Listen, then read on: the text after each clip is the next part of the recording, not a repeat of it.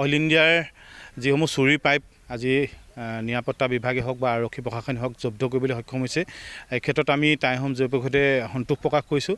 ইতিপূৰ্বে আমি যোৱা এটা মাহৰ পূৰ্বে আমি মধুটিঙত পাইপসহ এগাড়ী চুৰি পাইপ আমি ধৰাই দিবলৈ সক্ষম হৈছিলোঁ।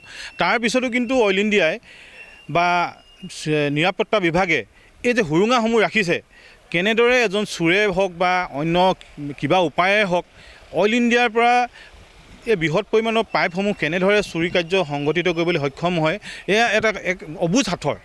আমি জানিব পাৰিছোঁ বা সন্দেহ প্ৰকাশ কৰিছোঁ যে এই ক্ষেত্ৰত যদি অইল ইণ্ডিয়াৰ ভিতৰ চৰাৰ কোনোবা ব্যক্তিয়ে যদি সহযোগ নকৰে, অইলৰ উচ্চপদস্থ বিষয়া বা হওক বা নিৰাপত্তা ৰক্ষীয়ে হওক বা আৰক্ষীয়ে হওক বা অইন কোনোবাই হওক, ইয়াত যদি চোৰৰ লগত যদি কোনোবাই সহযোগ নকৰে, তেন্তে এই অইল ইণ্ডিয়া মানে এনেধৰণৰ তিনিতৰপীয়া নিৰাপত্তা ব্যৱস্থাৰ পৰা কিন্তু চুৰি কৰিবলৈ কোনো কাৰণতে সক্ষম হ'ব নোৱাৰে। আৰু এটা কথা আপোনালোকক জনাই থ'ব বিচাৰিছোঁ, অইল ইণ্ডিয়াৰ যিবোৰসমূহ ব্যৱহৃত পাইপ, এই ব্যৱহৃত পাইপবোৰ বিভিন্ন সংঘই হওক, নামঘৰে হওক, অনুষ্ঠানে হওক, প্ৰতিষ্ঠানে হওক, তেওঁলোকে বিভিন্ন সময়ত বেৰিকেড নিৰ্মাণৰ কাৰণে হওক বা দলং নিৰ্মাণৰ কাৰণে হওক তেওঁলোকে অইল ইণ্ডিয়াক আবেদন কৰে। সেই আবেদনমৰ্মে অইল ইণ্ডিয়াই কিছু পৰিমাণৰ পাইপ সেই উক্ত সংস্থাবোৰক দিয়ে।